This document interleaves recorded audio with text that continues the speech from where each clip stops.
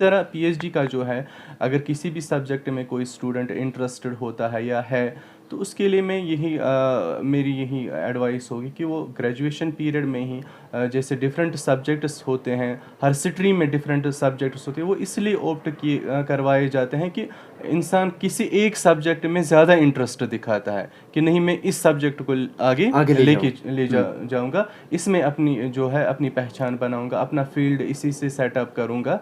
तो वो पहले से ही वो गोल सेट अप करके रखना होता है कि नहीं, मुझे इस सब्जेक्ट में आगे जाना है। चूँकि मेरा ग्रेजुएशन में इस्लामिक स्टडीज़ नहीं था, मास्टर्स में जब मैंने इस्लामिक स्टडीज़ ऑप्ट किया, तो मैंने पहले ही जहन में बिठा लिया कि ये बहुत इंटरेस्टिंग सब्जेक्ट है, मल्टी डिसिप्लिनरी सब्जेक्ट है, इसमें मैं बहुत आगे जा सकता हूँ और बहुत कुछ अचीव कर सकता हूँ। तो इसलिए मैंने पहले से ही अपने आप को डेडिकेटेड रखा, पहले से ही जो अपना फोकस है वो इसकी तरफ रखा कि नहीं, मुझे पीएचडी के लिए कहीं चाहे कुछ भी हो जाए, मुझे कितनी ही मेहनत करनी पड़े, मैं इस सब्जेक्ट में पीएचडी मुझे करना हाँ, ही मुझे करना। करना ही सो इट करना मीन्स है। कि खालिद साहब ने पहले से माइंड सेट अप करके रखा था। यही कहता है कि बाकी स्टूडेंट्स से भी कि कोई भी काम मुश्किल नहीं होती है, कि अगर इंसान दिल से काम करे, डेडिकेशन के साथ काम करे, अपना जो गोल है उस पर फोकस रखे, तब जाके कोई भी मुश्किल काम जी, हो बिल्कुल आसान लगती है। जैसे बिल्कुल। कि मेरे जैसे स्टूडेंट्स जो कहते हैं कि पीएचडी बड़ा मुश्किल होता है, लेकिन खालिद साहब जैसे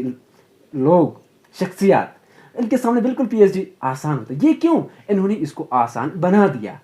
क्यों बना दिया? उन्होंने डेडिकेशन के साथ अपना जो गोल था उस पर फोकस रखा था।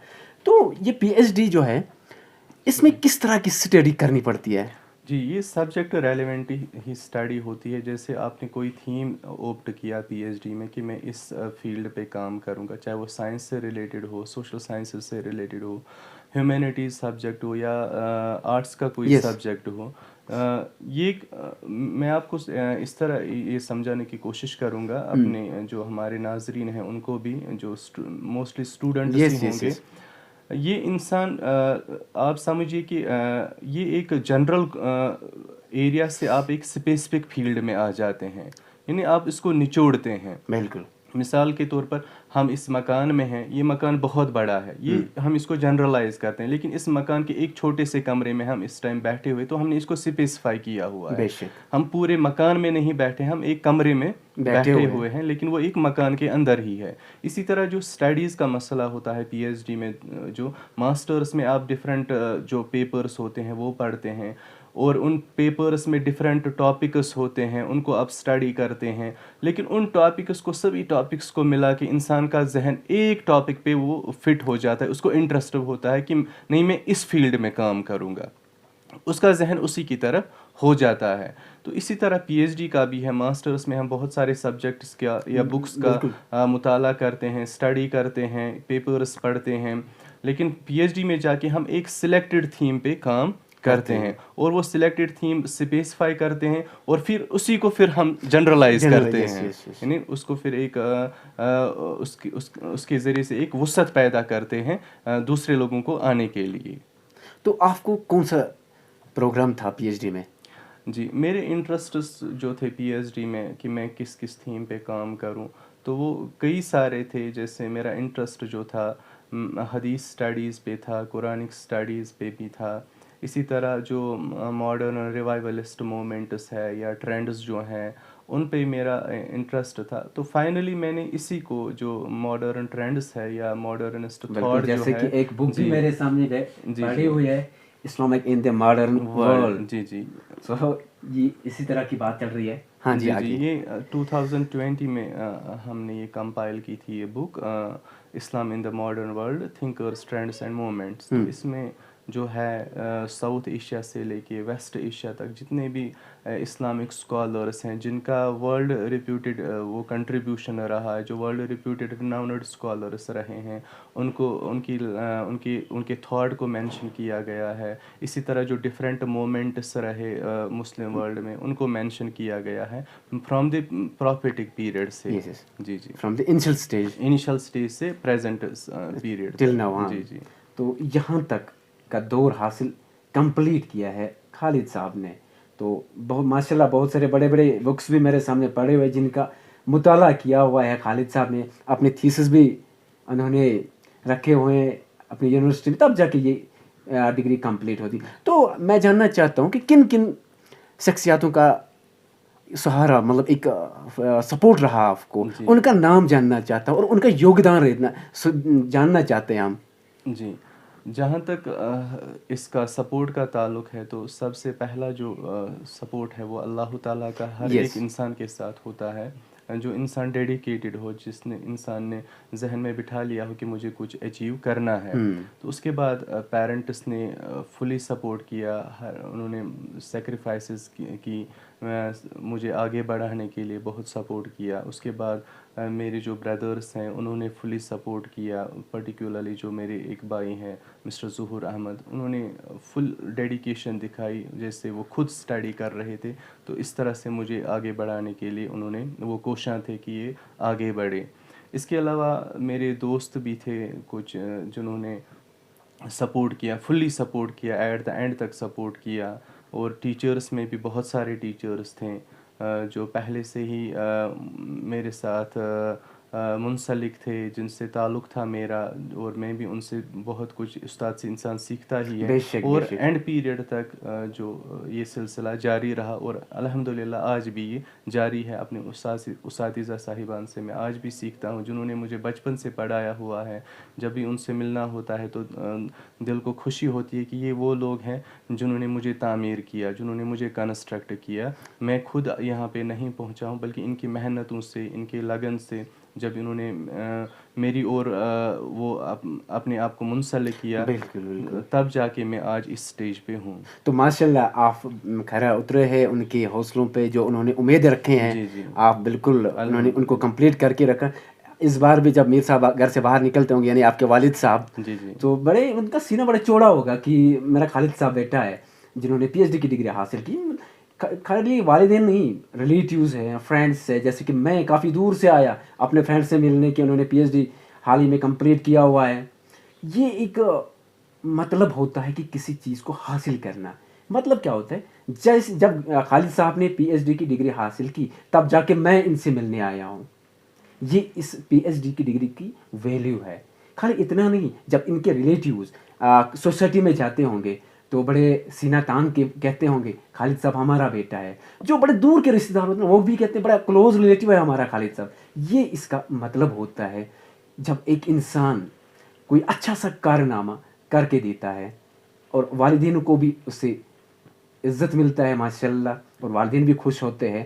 تو میں آپ سے کہنا چاہتا ہوں کہ ناظرین کی طرف سے کیا میسیج ہے آپ کی یوتھس کے لیے؟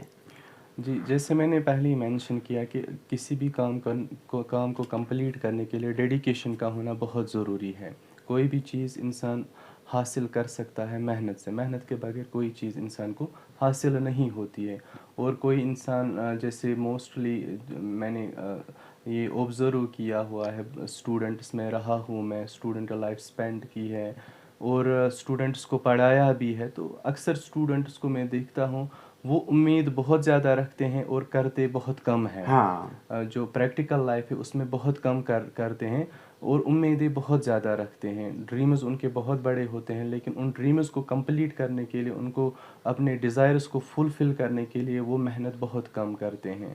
انسان تبھی جا کے انسان آگے بڑھ سکتا ہے جب کہ کسی بھی چاہے کام چھوٹا ہی کیوں نہ ہو یا کتنا ہی بڑا کیوں نہ ہو، اگر آپ اس میں ڈیڈیکیشن نہیں دکھائیں گے، اس کے ریلیٹڈ آپ سنسیئر نہیں ہیں، آپ آنیسٹی نہیں دکھا رہے ہیں اپنے کام کے ساتھ، آپ کوئی بھی چھوٹا سا کام بھی نہیں، چھوٹی سی اچیومنٹ بھی حاصل نہیں کر سکتے، چاہے ایگزام چھوٹا ہو یا بڑا. جی جی، اکارڈنگ ٹو ڈاکٹر خالد صاحب ہر ایک ایگزام کو بڑا ایگزام سمجھنا ہے.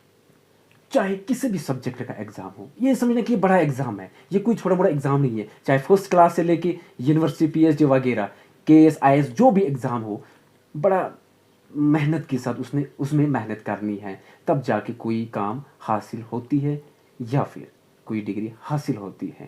یہ خالد صاحب ہمیں ابھی کہہ رہے ہیں. پہلے جب میرے ساتھ ہائر سیکنڈری میں تھے تو ہم سمپلی کہتے تھے خالد صاحب، لیکن اب ان کے نام کے ساتھ ایک اور نام جو جڑا ہے بڑے احترام کے ساتھ لینا پڑتا ہے، ڈاکٹر خالد صاحب.